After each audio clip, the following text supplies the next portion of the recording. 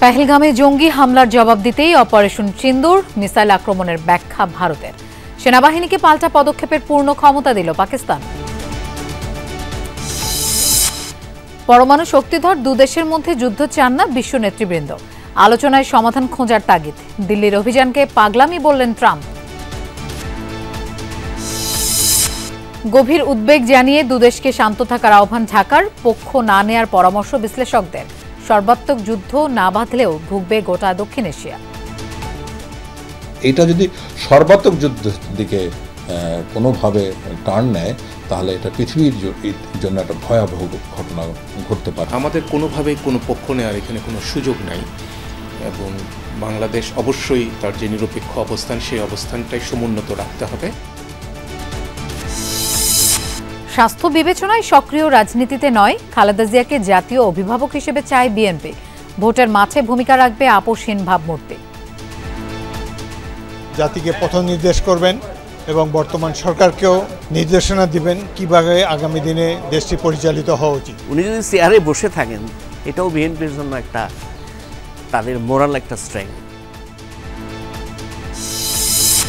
সীমান্ত জেলার পুলিশ সদস্যদের সতর্ক থাকার নির্দেশ আইজিপির। খাগড়াছড়িতে অনুপ্রবেশ চেষ্টাকারীরা গুজরাটের অধিবাসী।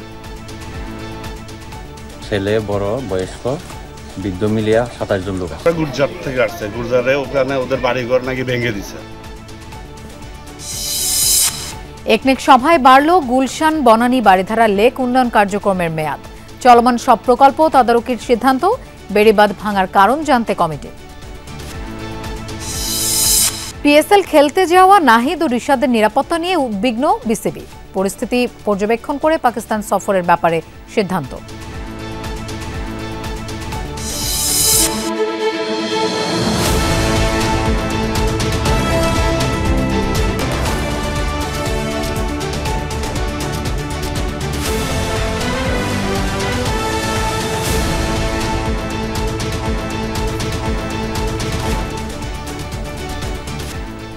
শুভেচ্ছা, আমন্ত্রণ সন্ধ্যার বাংলাদেশের আয়োজনে আপনাদের সঙ্গে থাকছি আমি মৌসুমী আহমেদ লোপা।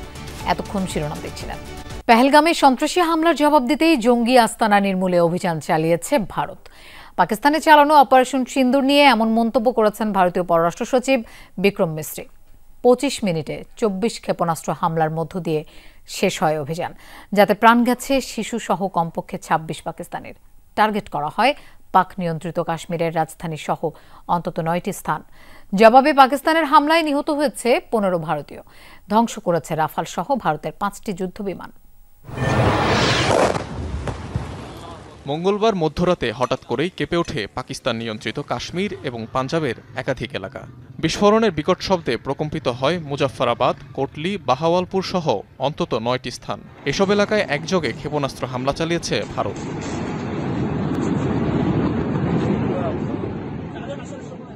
স্থানীয় সময় রাত 1:44 শুরু হয় অপারেশন সিন্দুর নামে বিশেষ এই অভিযান, যাতে অংশ নেয় ভারতীয় বিমান বাহিনীর রাফাল, সুখোই এবং মিগ-29 মতো যুদ্ধ বিমানগুলো। কোনো সামরিক স্থাপনা নয়, বরং সন্ত্রাসী ঘাঁটিগুলোতে হামলা চালানো হয়েছে বলে দাবি করেছে নয়াদিল্লি।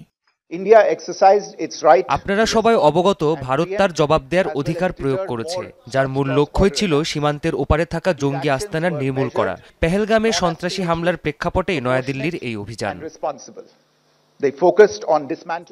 হামলার সময় ভারতের 5 যুদ্ধবিমান ভূপাতিতের দাবি করেছে পাকিস্তান। 3টি রাফাল সহ সেগুলোর মধ্যে রয়েছে 2টি মিগ ও সুখোই সিরিজের যুদ্ধবিমান। ধ্বংস করা হয়েছে একটি ড্রোনও।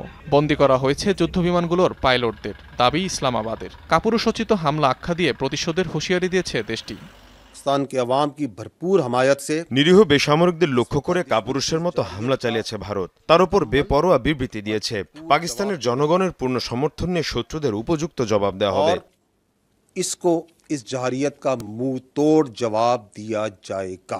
এদিকে হামলার পর লাইন অফ কন্ট্রোলে ব্যাপক গোলাগুলি হয়েছে দুদেশের সেনাদের মধ্যে। ভারতীয় সেনাবাহিনীর একটি ব্রিগেড সদর দফতর পুড়িয়ে দেওয়ার দাবি করেছে পাকিস্তান, যদিও তা সত্য নয় বলে পাল্টা দাবি করেছে দিল্লি। অনিক রহমান, যমুনা নিউজ। প্রয়োজন অনুযায়ী যে কোনো ধরনের ব্যবস্থা নেওয়ার ক্ষমতা দেওয়া হয়েছে পাকিস্তানের সামরিক বাহিনীকে। বুধবার প্রধানমন্ত্রী শেহবাজ শরীফের নেতৃত্বে জাতীয় নিরাপত্তা কমিটি এনএসসির জরুরি বৈঠকে নেওয়া হয় এই সিদ্ধান্ত।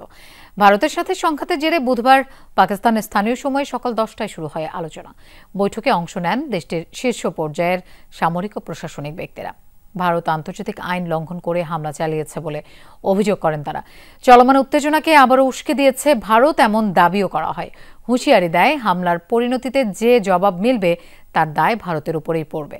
পাকিস্তানের গণমাধ্যম বলছে কয়েক ঘন্টার মধ্যে জাতির উদ্দেশ্যে ভাষণ দেবেন প্রধানমন্ত্রী শেহবাজ শরীফ।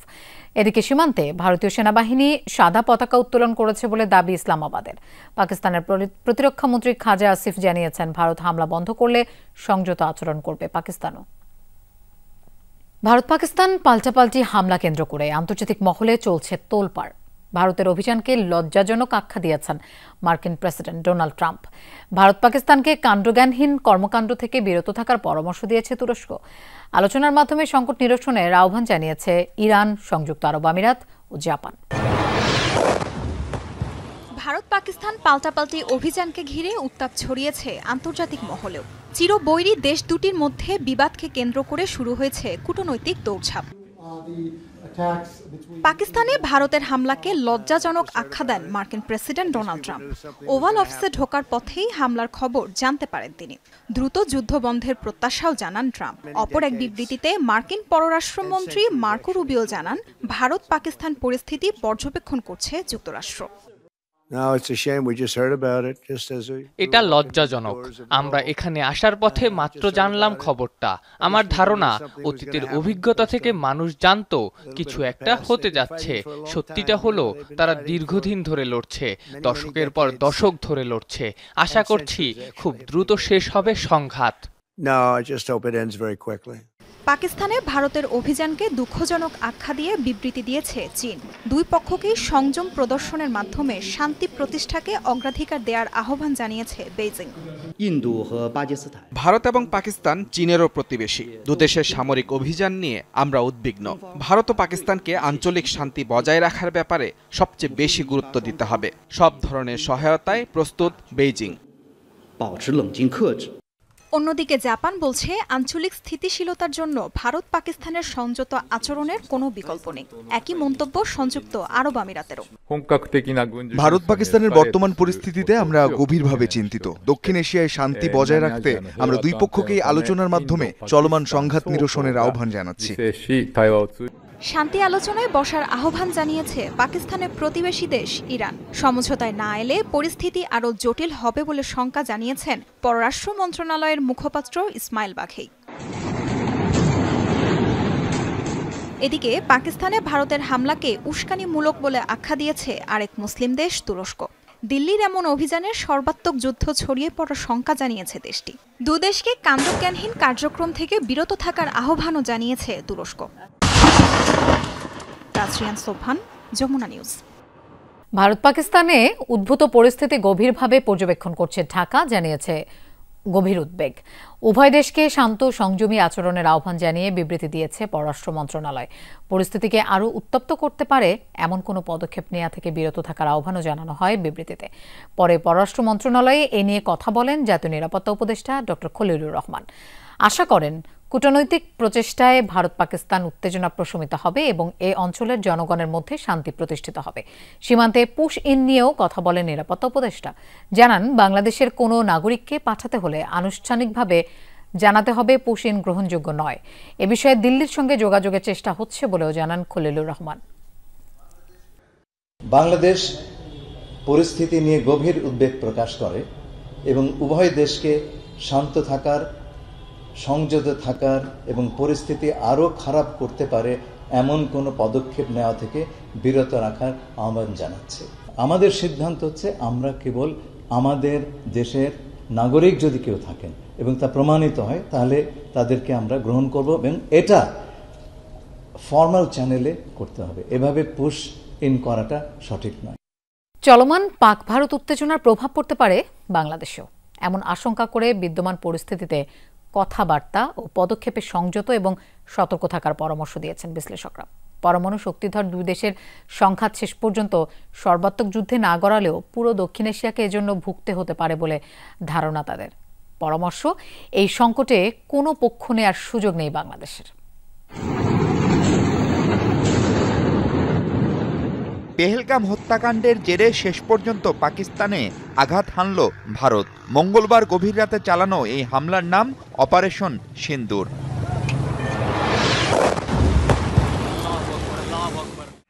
এতে জীবন গেছে কমপক্ষে ২৬ পাকিস্তানির, আহতও অর্ধশতাধিক। পাল্টা হামলায় নিহত ১০ ভারতীয়। আর রাফাল সহ ভারতের ৫ যুদ্ধবিমান ধ্বংসের দাবি পাকিস্তানের। প্রশ্ন হলো, তবে কি সর্বাত্মক বা অল আউট ওয়ারে জড়াচ্ছে ভারত পাকিস্তান? এই বিষয়টা সর্বাত্মক যুদ্ধের দিকে যাওয়ার সম্ভাবনা আমি আশা করি হবে না। কেননা এখন বিশ্ব নেতৃবৃন্দ ডোনাল্ড ট্রাম্প থেকে শুরু করে ইউনাইটেড নেশনস এবং অন্যান্য ইভেন চীনও এটার ব্যাপারে যথেষ্ট সচেতনভাবে আগাচ্ছে। কারণ এটা যদি সর্বাত্মক যুদ্ধের দিকে কোনোভাবে টার্ন নেয় তাহলে এটা পৃথিবীর জন্য একটা ভয়াবহ ঘটনা ঘটতে পারে। সর্বাত্মক যুদ্ধ হোক বা না হোক, চলমান ভারত পাকিস্তান সংঘাতের কোনো প্রভাব কি পড়বে বাংলাদেশ সহ এই অঞ্চলে? প্রতিবেশীর কোনো ধরনের ক্ষয়ক্ষতি হলে তার প্রতিবেশীর উপরে তার প্রভাব পড়বে, এটা সন্দেহ ছাড়া বলা যায়।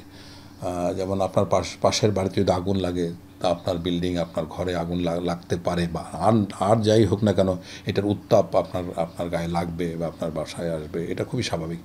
সো একই রকম ব্যাপার এখানে ঘটছে। বাংলাদেশের উপরে প্রভাব এই কারণেই পড়বে যে আমরা তো আপনার রাশিয়া ইউক্রেন যখন যুদ্ধ হচ্ছিল বা হয়, সেটারও তো প্রভাব আমরা পাই, এবং বড় ধরনের অর্থনীতিতে বিশেষ করে। তো এখন যদি ভারত এবং পাকিস্তানের মধ্যে এরকম একটা সংঘর্ষ থেকে থাকে বা সংঘর্ষ চলতে থাকে এবং এটা দিন দিন বাড়তে থাকে, তাহলে সেটার প্রভাব অবশ্যই বাংলাদেশের উপর পড়বে।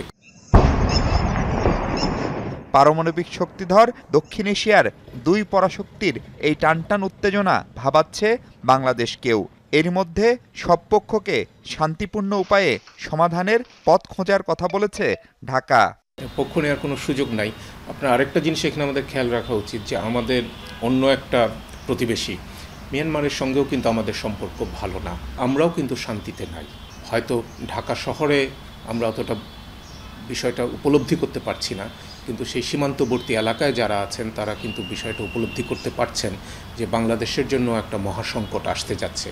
তো সেই রকম পরিপ্রেক্ষিতে অন্যদিকে যখন একটা টেনশন তৈরি হয়েছে, আমাদের কোনোভাবেই কোনো পক্ষ নেওয়ার এখানে কোনো সুযোগ নাই, এবং বাংলাদেশ অবশ্যই তার যে নিরপেক্ষ অবস্থান সেই অবস্থানটাই সমুন্নত রাখতে হবে। বাংলাদেশ কোনোদিনই কোনো পক্ষ নেয়নি, অতীতে নেয়নি। বাংলাদেশে যদি জোট নিরপেক্ষ আন্দোলনের যে চেতনা সেটা ফলো করে, এ পক্ষ নেওয়ার কোনো এটা এক ধরনের নির্বুধ দিতে হবে, এবং এটার অনেক ধরনের মাসুল দিতে হবে, যেটা কোনোভাবেই কোনো ম্যাচিউরড কান্ট্রির পক্ষে ঠিক হবে না। অপর প্রতিবেশী মিয়ানমারের পরিস্থিতি পর্যালোচনা করে কোনোভাবেই বাংলাদেশের নতুন কোনো সংকটে জড়িয়ে পড়া ঠিক হবে না বলেও সতর্ক করেছেন বিশ্লেষকরা। এর মধ্যে আমাদের প্রস্তুতি থাকা উচিত, এবং এটা হাফ হার্টেড বা আদা হলে হবে না। মাহফুজ মিশু, যমুনা নিউজ, ঢাকা। সক্রিয় রাজনীতিতে নয়, খালেদা জিয়াকে এখন জাতীয় অভিভাবক হিসেবে পরিচিত করাতে চায় বিএনপি। দেশে সংকট আর সম্ভাবনায় খালেদা জিয়ার অভিজ্ঞতা আর পরিচিতি রাষ্ট্রে কাজে লাগবে এমন প্রত্যাশা তাদের। রাজনৈতিক বিশ্লেষক সাব্বির আহমদ মনে করেন, বাংলাদেশের মতো দেশে ৭৫ বছরের পর সক্রিয় রাজনীতিতে অবদান রাখার উদাহরণ নেই, বরং খালেদা জিয়াকে আলংকারিক চেয়ারপারসনের পদে রেখে তার আপোষহীন চরিত্র আর তুমুল জনপ্রিয়তা ভোটের মাঠে কাজে লাগাতে পারে বিএনপি। আরফিন শাকিলের প্রতিবেদন। ৪ মাস পর দেশের মাটিতে রাজস্বিক প্রত্যাবর্তন হয় সাবেক প্রধানমন্ত্রী খালেদা জিয়ার। ফুল বৃষ্টি আর স্লোগানে নেতাকর্মীদের উষ্ণ ভালোবাসায় সিক্ত হন বিএনপি চেয়ারপারসন। মাইনাসের সব শঙ্কা উড়িয়ে দিয়ে আশার সঞ্চার করেছে খালেদা জিয়ার হেঁটে চলার এই চিত্র। শারীরিক অবস্থার উন্নতি হওয়ায় গুঞ্জন উঠেছে, তবে কি আবারও রাজনীতিতে সক্রিয় হচ্ছেন বিএনপি চেয়ারপারসন? যদিও ২০১৮ সালের ৮ ফেব্রুয়ারি কারাবন্দী হবার পর থেকে রাজনীতির বাহিরে তিনি, তবে ৫ আগস্টের পর ২টি কর্মসূচিতে ভিডিও বার্তা দেন ৮০ বছর বয়সী এই রাজনীতিবিদ। ঐক্যবদ্ধভাবে কাজ করবেন। খালেদা জিয়ার অবর্তমানে বিএনপির হাল ধরেন তার ছেলে তারেক রহমান। তাকে ঘিরেই আবর্তিত হচ্ছে বিএনপির রাজনীতি। এমন বাস্তবতায় খালেদা জিয়ার সক্রিয় হওয়ার সম্ভাবনা কতটুকু? তার নামের সাথে বিএনপির লক্ষ কোটি সমর্থক সদস্যের প্রেরণা জড়িত। দেশের ভবিষ্যৎ সম্পর্কে দেশবাসী যখন উৎকণ্ঠিত, এই সময় তিনি জাতির অভিভাবক হিসাবে জাতিকে পথ নির্দেশ করবেন এবং বর্তমান সরকারকেও নির্দেশনা দিবেন কিভাবে আগামী দিনে দেশটি পরিচালিত হওয়া উচিত। জীবনের পরন্ত বেলায় থাকা খালেদা জিয়ার রাজনীতিতে ফের সক্রিয় হওয়ার মতো শারীরিক সক্ষমতা নেই বলে মনে করেন রাজনীতি বিশ্লেষক অধ্যাপক সাব্বির আহমেদ। বলেন, খালেদা জিয়ার স্বচ্ছ ভাবমূর্তি আর জনপ্রিয়তাই বরং কাজে লাগাতে পারে বিএনপি। ৭৫-এর পরে খুব গুরুত্বপূর্ণ অবদান রাখতে সক্ষম হবেন এটার কোনো প্রমাণ কিন্তু নাই। বাংলাদেশের রাজনীতির ইতিহাস ঘাটলে দেখা যায় তার একটা ইমেজ আছে এবং এটা বিএনপির জন্য একটা অ্যাসেট। কিন্তু উনি যদি চেয়ারে বসে থাকেন এটাও বিএনপির জন্য একটা তাদের মোরাল একটা স্ট্রেংথ, নৈতিক শক্তির জায়গা। তার যে ফেস ভ্যালু এটা এখনও অনেক গভীর প্রভাব সাধারণ মানুষের উপরে। অন দি আদার হ্যান্ড যদি শেখ হাসিনার কেউ ধরেন, দলের জন্য এটা তো বিরাট সম্পদ, এটা তো কোনোভাবেই তারা মিস করবে না। প্রায় 4.5 দশক বিএনপির নেতৃত্ব দিয়ে আসছেন খালেদা জিয়া। এই দলের হয়ে 3 বার প্রধানমন্ত্রী, 2 বার বিরোধী দলীয় নেতার আসনে বসেন তিনি। তার মতো গৃহবধূ থেকে তুমুল জনপ্রিয় রাজনীতিবিদ হওয়ার ইতিহাস বিশ্বে বিরল। আরেফিন শাকিল, যমুনা নিউজ, ঢাকা। 2 জেলায় সীমান্ত এলাকা থেকে রোহিঙ্গা ও ভারতীয় নাগরিক মিলিয়ে শতাধিক মানুষকে আটক ও হেফাজতে নিয়েছে বিজিবি। তাদের মধ্যে 36 রোহিঙ্গাকে কুড়িগ্রামের 2 উপজেলার সীমান্ত দিয়ে পুশ ইন করে বিএসএফ। অন্যদিকে খাগড়াছড়ির সীমান্ত এলাকা দিয়ে অনুপ্রবেশ করে নারী শিশু সহ 66 ভারতীয় নাগরিক। তাদের বিস্তারিত পরিচয় প্রশাসন নিশ্চিত না করলেও স্থানীয়রা বলছেন অনুপ্রবেশকারীরা গুজরাটের অধিবাসী। কুড়িগ্রামের রৌমারীর শাপলা চত্বর এলাকাটি ভারতীয় সীমান্তবর্তী। ভোরে গোপন সংবাদের ভিত্তিতে সেখানে অভিযান চালায় বিজিবি। ভ্যানে করে যাওয়ার সময় 20 রোহিঙ্গা সহ 8 বাংলাদেশিকে আটক করা হয়। এ সময় সেখান থেকে পালিয়ে যায় কয়েকজন। ভুরুঙ্গমারীর নতুন বাজার এলাকা থেকে স্থানীয়রা আটক করে 14 রোহিঙ্গাকে। পরে তাদেরকে বিজিবির কাছে হস্তান্তর করা হয়। আমি দেখছি রৌমারীতে, কারণ আমি লোকগুলোকে চিনতেছি না। একজন একরকম দেখা যাইতেছে, তাদের চুল বড়, হয়তো মনে করে শরীরের আমাদের পোশাক পাতি, তার মনে করে পায়ের স্যান্ডেল আমি দেখতেছি অন্যরকম। দেখি যে রোহিঙ্গা ধরা পড়ছে, বিজেপি আসলো, বিজেপি আছি, তাদেরকে গাড়ি থাকি কিছু নিল, কিছু রাস্তা থাকি নিয়ে ক্যাম্পের দিকে চলে গেল। কুড়িগ্রাম 22 বিজিবি জানিয়েছে আটককৃতদের পুশিন করেছে ভারতীয় সীমান্তরক্ষী বাহিনী বিএসএফ। আটককৃতদের তথ্য যাচাই বাছাই চলছে। খাগড়াছড়ির মাটিরাঙ্গা ও পানছড়ির ওপারে ভারতের ত্রিপুরা রাজ্য। বুধবার ভোর থেকে তাইনদং ও লোগাং সীমান্ত দিয়ে অনুপ্রবেশ ঘটতে থাকে ভারতীয়দের। প্রত্যক্ষদর্শীরা জানান, অনুপ্রবেশের পর লোকালয়ে অপরিচিত ব্যক্তিদের ঘোরাফেরা দেখতে পান তারা। জানতে চান পরিচয়। তারা গুজরাটের নাগরিক বলে দাবি স্থানীয়দের। খবর দেয়া হয় বিজিবিকে। গুজরাট থেকে আসছে, গুজরাটে ওখানে ওদের বাড়িঘর নাকি ভেঙে দিছে, ভেঙে দিয়ে ওদেরকে বিমানে করে এয়ারে করে নিয়ে আসছে হচ্ছে আপনার ত্রিপুরায়। ওখান থেকে হচ্ছে বিএসএফ ওখান থেকে গাড়ি প্রোটেকশন দিয়ে সীমান্তে নিয়ে আসছে। জিজ্ঞাসা করা হয়েছে যে আপনারা কোত্থেকে আসছেন বা কিভাবে আসছেন, তো ওরা বলছে যে ওদেরকে বিএসএফ ওদেরকে বাংলাদেশে পাঠাই দিছে বা নদী পার করে দিছে। এরা এখানে লোক আছে 27 জন, ছেলে বড় বয়স্ক বৃদ্ধ মিলিয়া 27 জন লোক আছে। স্থানীয় প্রশাসন জানিয়েছে বুধবার বিকেল 3:30 পর্যন্ত 66 ভারতীয় নাগরিকের অনুপ্রবেশ ঘটেছে। এদের মধ্যে নারী ও শিশু রয়েছে। বিজেপির চাহিদার প্রেক্ষিতে মানবিক দৃষ্টিকোণে আমাদের তাদের খাওয়া থাকার ব্যবস্থাটা যতক্ষণ পর্যন্ত সমাধান না হয়, বাচ্চা আছে, নারী আছে, তাদের খাওয়ানোর ব্যবস্থাটা করবে প্রশাসন। আটক ভারতীয়রা বিজিবির হেফাজতে রয়েছে বলেও জানিয়েছে প্রশাসন। ওবায়দুর রহমান, যমুনা নিউজ। ভারত ও পাকিস্তানের মধ্যে চলমান সংঘাত কেন্দ্র করে সীমান্ত ঘেঁষা সব জেলার পুলিশ সুপারদের সতর্ক থাকার নির্দেশ দিয়েছেন আইজিপি বাহারুল আলম। বিকেলে রাজধানীর গুলশান 1-এর বাংলাদেশ শুটিং স্পোর্টস ফেডারেশনে পুলিশের বার্ষিক শুটিং প্রতিযোগিতার সমাপনী ও পুরস্কার বিতরণ অনুষ্ঠানে তিনি একথা বলেন। আইজিপি বলেন, ভারত পাকিস্তান যুদ্ধকে কেন্দ্র করে দেশের নিরাপত্তা যেন বিঘ্নিত না হয় কিংবা কোনো জঙ্গি বা সন্ত্রাসী অনুপ্রবেশ করতে না পারে, সেজন্য সীমান্ত জেলাগুলোর পুলিশ সুপারদের সতর্ক করা হয়েছে। এ সময় বাংলাদেশ পুলিশ ক্লাবের সভাপতি ও police bureau of investigation PBI এর অতিরিক্ত আইজিপি মোহাম্মদ মোস্তফা কামাল সহ অন্যান্য কর্মকর্তারা উপস্থিত ছিলেন।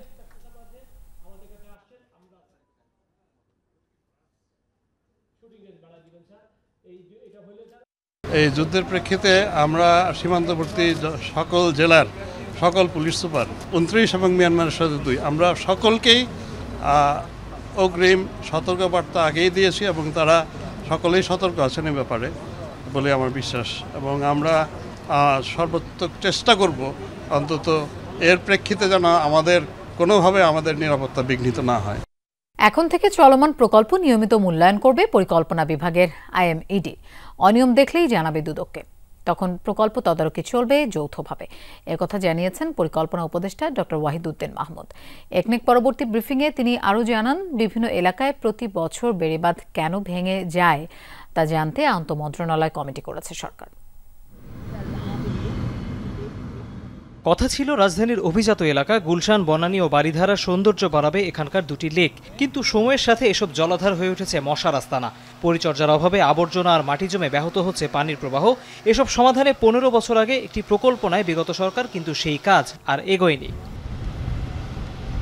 বুধবার একনেক সভায় আবারও উঠে আসে গুলশান, বনানী, বারিধারা লেক উন্নয়ন প্রসঙ্গ। সিদ্ধান্ত হয় করাইল বস্তিকে বাইপাস করে বাস্তবায়ন হবে প্রকল্প, সেজন্য নতুন সমীক্ষাও হয়েছে। তবে সব সংস্কার করতে লাগবে আরও 150 কোটি টাকা। দূষণ তো আগের মাত্রা নেই, অনেক বেড়ে গেছে। কাজেই প্রকল্পের ধরনও তো বদলে গেছে, কনফিগারেশন বদলে গেছে, কিছু জায়গা দখল হয়ে গেছে। কাজেই আসলে সংশোধন মানে হলো নতুন প্রকল্পের মতোই। এবং আমি যদি খরচের হিসাব দেখেছি, 2010 থেকে 4-5 বছরে কিছু কিছু খরচ হয়েছে, তারপর 15 বছর কিছুই খরচ হয়নি। উপদেষ্টা জানান, বাস্তবায়ন, পরিবীক্ষণ ও মূল্যায়ন বিভাগ আইএমইডির ক্ষমতা বাড়াতে চায় সরকার, সেজন্য বদলে যাচ্ছে প্রকল্প তদারকির ধরন। অনিয়ম, দুর্নীতি, অপচয় এগুলোর অভিযোগ হয়, সেগুলো হয় যাদের বিরুদ্ধে, তারা তখন আর কর্মরত থাকেন না, সেই মন্ত্রীরাও থাকেন না, সেই কর্মকর্তারাও থাকেন না, তারা অবসরে চলে যান। তখন তাদের চাকুরিরত অবস্থায় কর্মকর্তারা বিরুদ্ধে তো কখনো কিছু করার নজির তেমন নাই। জানানো হয়, ফরিদপুরের ভাঙা থেকে পটুয়াখালীর কুয়াকাটা পর্যন্ত সড়ক 4 লেন করা হবে। বন্যা মোকাবেলায় বেড়িবাঁধ সংস্কার সহ কেনা হবে নতুন রেস্কিউ বোট। অন্য সময় কি ওগুলোকে, যেমন নৌ পুলিশ আছে, তাদেরকে ব্যবহার করতে দেওয়া যায়। দুর্যোগ মন্ত্রণালয় তখন বলেছে তারা যদি ব্যবহার করতে করতে নষ্ট করে ফেলে, কিন্তু অন্যরা বলে যে ব্যবহার না করলেই নষ্ট হয়। একনেক সভায় 7,356 কোটি টাকা ব্যয়ে 9টি প্রকল্প অনুমোদন পায়। তৌহিদ হোসেন, যমুনা নিউজ, ঢাকা। বিমানবন্দরের উন্নয়ন প্রকল্প থেকে হাজার কোটি টাকা লুটপাটের অভিযোগে ক্ষমতাচ্যুত প্রধানমন্ত্রী শেখ হাসিনাকে 8 মে জিজ্ঞাসাবাদের জন্য তলব করেছে দুদক। সংস্থাটি বলছে, তলবে হাজির না হলে আত্মপক্ষ সমর্থনের সুযোগ হারাবেন শেখ হাসিনা। এদিকে হাজার কোটি টাকার সরকারি সার আত্মসাতের অভিযোগে নরসিংদী 2 আসনের সাবেক এমপি বাহারুল আশরাফ পটনের বিরুদ্ধে মামলা করেছে দুদক। দেশ ছাড়ার পর থেকেই শেখ হাসিনা ও তার পরিবারের সদস্যদের নানা দুর্নীতির তথ্য বেরিয়ে আসছে। এরই মধ্যে পূর্বাচলে প্লট জালিয়াতির ঘটনায় আদালতে চার্জশিট দাখিলের পর গ্রেপ্তারি পরোয়ানা জারি করা হয়েছে।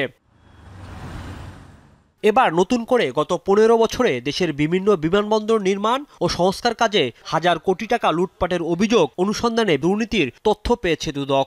এমন প্রেক্ষাপটে আত্মপক্ষ সমর্থনের সুযোগ দিতে শেখ হাসিনাকে তলব করে চিঠি দিয়েছে দুদক। একই অভিযোগে সাবেক বিমান প্রতিমন্ত্রী মাহবুব আলী ও সাবেক সচিব মোকাম্মেল হককেও তলব করা হয়েছে।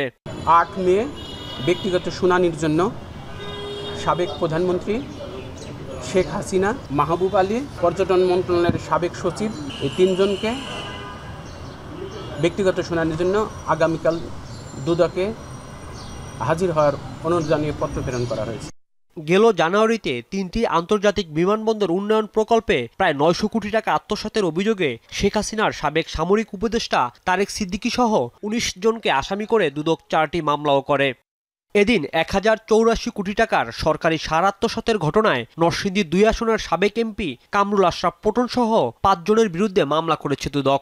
বাংলাদেশ সরকারকে বাফার গুদামে সরবরাহ না করে অন্যত্র বিক্রি করে অসৎ উদ্দেশ্যে একে অপরের যোগসাজশে পুরো টাকাটা পটন ট্রেডার্স আত্মসাৎ করেছে। রাজীব আহমেদ, যমুনা নিউজ, ঢাকা। ভারত পাকিস্তান উত্তেজনায় অস্থিরতা তৈরি হয়েছে আকাশপথেও। মঙ্গলবার দিবাগত রাতে মাঝপথ থেকে ফিরে যায় ঢাকাগামী আন্তর্জাতিক 3টি ফ্লাইট। পরে সেগুলো বুধবার দুপুরের মধ্যে বিভিন্ন সময় শাহজালাল আন্তর্জাতিক বিমানবন্দরে অবতরণ করে। এই 3টি ফ্লাইটই পাকিস্তান ভারতের আকাশপথ ব্যবহার করে বাংলাদেশে যাতায়াত করে। শাহজালাল আন্তর্জাতিক বিমানবন্দরের নির্বাহী পরিচালক কামরুল ইসলাম জানিয়েছেন, যুদ্ধ পরিস্থিতির কারণে কিছুটা ব্যাহত হলেও এখন বিমান শিডিউল স্বাভাবিক রয়েছে। ভারত পাকিস্তান সীমান্তে পাল্টাপাল্টি হামলায় ঝুঁকির মুখে আঞ্চলিক স্থিতিশীলতা। প্রভাব পড়েছে আন্তর্জাতিক আকাশপথে। বাংলাদেশমুখী অন্তত 3টি আন্তর্জাতিক ফ্লাইট মাঝ আকাশ থেকে ফিরে যেতে বাধ্য হয়। শাহজালাল আন্তর্জাতিক বিমানবন্দর থেকে জানানো হয়, তুরস্ক থেকে আসা টার্কিশ এয়ারলাইন্সের TK712 এবং কুয়েত থেকে আসা জাজিরা এয়ারওয়েজের 2টি ফ্লাইট J9533 ও 531 মাঝ আকাশ থেকে ফিরে যায়। জানা যায়, টার্কিশ এয়ারলাইন্সের ফ্লাইটটি ওমানের মাস্কটে অবতরণ করে। জাজিরার J9531 ফ্লাইটটি ঢাকায় না এসে অবতরণ করে দুবাইয়ে। জাজিরার অপর ফ্লাইটটি কুয়েত থেকে উড্ডয়নের পর আবারও কুয়েতে ফিরে যায়। 3টি ফ্লাইটই পাকিস্তানের আকাশপথ দিয়ে ভারত হয়ে বাংলাদেশে আসার কথা ছিল, কিন্তু ভারত পাকিস্তান যুদ্ধ পরিস্থিতির কারণে দুই দেশের আকাশপথ অনিরাপদ হওয়ায় গন্তব্য পরিবর্তন করা হয়। বুধবার দুপুরের মধ্যে 3টি ফ্লাইটই ঢাকায় অবতরণ করে। যেখানে আমি 4টার সময় নামার কথা ছিল, সেখানে আমি 12টার সময় পৌঁছাইছি এবং আমি যখন বিমানে ছিলাম তখন আমাদেরকে জানাইছে যে যুদ্ধে এটা ঘোষণা হয়েছে, এখন কোনোভাবে বিমান যেতে পারবে না। পাকিস্তান তো আবার ব্যাক করছে, ব্যাক করার পরে মনে করেন আবার দুবাই গেছে রাসেল খাইমাতে 4টে ছাড়ছে, এই এখন আলাম 4:05টায় উঠিয়ে এখন অ্যারাইভেল করবে। পাকিস্তান আর ভারতের সব প্রবলেমের কারণে তারা মনে হয় ইরাক না ইরান এরকম এখান থেকে আসা রিটার্ন করছে, আবার কুয়েতে যায় ল্যান্ড করছে। ভোর 3টার দিকে আসছে, 3টার দিকে আসার পরে 4টার দিকে আমার আব্বুর ফ্লাইট নামার কথা, কিন্তু নামছে সেটা হচ্ছে 11:47 আল জাজিরা। হ্যাঁ জি, তো এখনো সে বের হয়নি। ভারত পাকিস্তান যুদ্ধ পরিস্থিতির কারণে ফ্লাইট রাডার 24 বলছে ঢাকার এয়ারপোর্টে অধিকাংশ বিমান রিশিডিউলিং করা হয়েছে, তবে ঢাকার সাথে ভারতের বিমান যোগাযোগ স্বাভাবিক রয়েছে। শাহজালাল আন্তর্জাতিক বিমানবন্দরের নির্বাহী পরিচালক কামরুল ইসলাম জানিয়েছেন, বুধবার সকাল থেকে স্বাভাবিকভাবেই ডাইভার্টেড ফ্লাইটগুলো শাহজালাল বিমানবন্দরে পৌঁছেছে। রাব্বি সিদ্দিকী, যমুনা নিউজ, ঢাকা। জাতীয় সংসদে সীমানা পুনর্নির্ধারণ সংক্রান্ত আইন অনুমোদনের গেজেট হাতে পেলে কাজ শুরু করা হবে বলে জানিয়েছেন নির্বাচন কমিশনের সিনিয়র সচিব আখতার আহমেদ। নির্বাচন ভবনে সাংবাদিকদের প্রশ্নের জবাবে তিনি বলেন, সীমানা পুনর্নির্ধারণে 61 আসনের জন্য 406টি আবেদন এসেছে ইসিতে। এগুলো দ্রুত নিষ্পত্তি করা হবে। অনেক রাজনৈতিক দল ও নির্বাচন কমিশনের আপত্তি অভিযোগের পর মঙ্গলবার বিভিন্ন নির্বাচনী এলাকার সীমানা পুনর্নির্ধারণ সংক্রান্ত আইন সংশোধনের অনুমোদন দেয় উপদেষ্টা পরিষদ। 61টা কনস্টিটিউয়েন্সি রিলেটেড 405টা কি 6টা আবেদন আছে, মানে এক একটা কনস্টিটিউয়েন্সির উপরে একাধিকও আবেদন আছে। আর কিন্তু এটা 61টা 61 এরকম হবে কনস্টিটিউয়েন্সি রিলেটেড। তো এখন আমরা গেজেটটা পেলে তো কাজটা শুরু করব, কিন্তু প্রাথমিক কাজগুলো যে কনস্টিটিউয়েন্সি বেসড আবেদনগুলোকে সর্ট আউট করা, এই কাজটা শুরু করছি। মুন্সিগঞ্জে এক্সপ্রেসওয়ে ব্লক করে গাড়িতে ডাকাতি চেষ্টার ঘটনায় 5 জনকে গ্রেফতার করেছে পুলিশ। সংবাদ সম্মেলনে পুলিশ জানায়, মঙ্গলবার রাতে কেরানীগঞ্জ ও দক্ষিণ কেরানীগঞ্জে অভিযান চালিয়ে তাদের গ্রেফতার করা হয়। উদ্ধার করা হয় 3টি দেশীয় অস্ত্র। গ্রেফতারকৃতরা আন্তঃজেলা ডাকাত দলের সদস্য বলে জানিয়েছে পুলিশ। সোশ্যাল মিডিয়ায় ঘুরছে ঢাকা মাওয়া এক্সপ্রেসওয়ের এই ভিডিও ফুটেজটি। মহাসড়কে ব্যারিকেড ফেলে ডাকাতির চেষ্টা ব্যর্থ হয় চালকের উপস্থিত বুদ্ধিতে। এরপর থেকেই প্রশংসায় ভাসছেন সেই গাড়ির চালক। ঘটনাটি উঠে আসে বিভিন্ন গণমাধ্যমেও। ভিডিও ফুটেজটিতে দেখা যায় ব্যারিকেড দেখে গাড়ি থামালেই ওত পেতে থাকা ডাকাত সদস্যরা রামদা ও দেশীয় অস্ত্র নিয়ে এগিয়ে আসতে থাকে। চালক হকচকিয়ে না গিয়ে দ্রুত গাড়িটি রিভার্স গিয়ারে পেছনে নিয়ে আসে। এ সময় ডাকাতরা গাড়ির দিকে রামদা ছুটতে থাকে। মাদারীপুরের রবিউল আলম জানান, অসুস্থ প্রতিবেশীকে নিয়ে ঢাকার উদ্দেশ্যে রওনা দিলে এমন ঘটনার মুখোমুখি হন তিনি। প্রাইভেট কারের চালকের দক্ষতায় ওই ডাকাতিটা সংঘটিত হতে পারে নাই। যে প্রাইভেট কারের চালক যখন দেখেছে রাস্তায় প্রতিবন্ধকতা আছে, তখন সে তার উপস্থিত বুদ্ধিতে সাথে সাথে গাড়িটি ব্যাক গিয়ারে চলে আসে। নিকটবর্তী আমাদের পুলিশ ছিল, পুলিশের শরণাপন্ন হয়। এরপরই অভিযানে নামে পুলিশ। গ্রেফতার করা হয় সেই চক্রের 5 সদস্যকে। পুলিশ জানায়, গ্রেফতারকৃতরা পটুয়াখালী ও মাদারীপুরের বাসিন্দা। ঘটনার পর মহাসড়কের নিরাপত্তায় টহল জোরদারের কথাও জানায় পুলিশ। গত রাত্রে আমরা অভিযান চালিয়ে কেরানীগঞ্জ মডেল থানা এবং দক্ষিণ কেরানীগঞ্জ থানা থেকে গত রাত্রে আমরা যে 6 জন ছিল তার মধ্যে 5 জনকে গ্রেফতার করতে সক্ষম। পুলিশ আরও জানায়, চক্রের প্রধান সিএনজি কামাল ঘটনাস্থলের কাছাকাছি ডাকাতির একটি ঘটনায় গেল বছর গ্রেফতার হয়। সম্প্রতি আসামিরা জামিনে মুক্ত হয়ে আবারও এই অপরাধে জড়িয়ে পড়ে। সিএনজি কামাল জামিন পেয়ে সে তার দলকে সংগঠিত করে আবার সে একই কাজে লিপ্ত হয়। হুমায়ুন রশিদ, যমুনা নিউজ। আপাতত গ্যাস ও বিদ্যুতের দাম বাড়ানো হবে না। মে থেকে আগস্ট মাসে 4টি অতিরিক্ত এলএনজি আমদানি করা হবে বলে জানিয়েছেন বিদ্যুৎ ও জ্বালানি উপদেষ্টা মোহাম্মদ ফজলুল কবির খান। বিকেলে সচিবালয়ে সংবাদ সম্মেলনে এই তথ্য জানান তিনি। বলেন, শিল্প খাতে বরাদ্দ বাড়বে 250 মেগাওয়াট বিদ্যুৎ। আর টাস্কফোর্স গঠনের মাধ্যমে অবৈধ বিদ্যুৎ বিচ্ছিন্ন করা হবে। আরও বলেন, রমজানে বিদ্যুৎ খাতের 1200 মিলিয়ন ঘনফুট থেকে কমিয়ে 150 মিলিয়ন ঘনফুট দেয়া হবে। সব মিলে শিল্পে বরাদ্দ বাড়ানো হবে 250 মিলিয়ন ঘনফুট গ্যাস। যে মূল্যে আমরা নতুন মূল্যে গ্যাস আনি সে তুলনায় গ্যাসের প্রাইস অনেক কম, কিন্তু তবুও আমরা আপাতত গ্যাসের কোনো মূল্য বৃদ্ধির সিদ্ধান্ত নিচ্ছি না, কিংবা বিদ্যুতের কোনো মূল্য বৃদ্ধির সিদ্ধান্ত নিচ্ছি না। এটা জনস্বার্থ বিবেচনা করে, শিল্পের স্বার্থ বিবেচনা করে।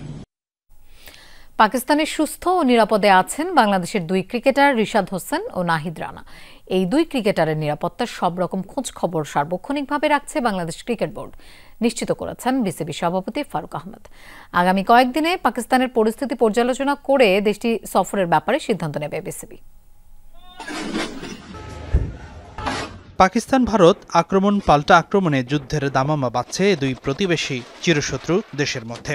সেই যুদ্ধ কত দূর গড়াবে, এর প্রভাব কি বাংলাদেশেও পড়বে, এমন ভাবনাই যখন মশগুল দেশের সাধারণ মানুষ,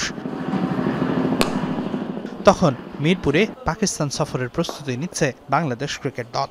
বুধবার 3য় দিনের মতো অনুশীলন করেছে সৌম্য, শান্ত, মেহেদিরা। মাঠে অনুশীলন চললেও মিরপুরের হোম অফ ক্রিকেটে এদিন আলোচনার কেন্দ্রে ছিল পাকিস্তান পরিস্থিতি। বাংলাদেশ পাকিস্তান সফরে যাবার কথা 20 মে, তাই তো পাকিস্তানের নিরাপত্তা ব্যবস্থা কঠোর নজরদারিতে রাখছে বাংলাদেশ ক্রিকেট বোর্ড।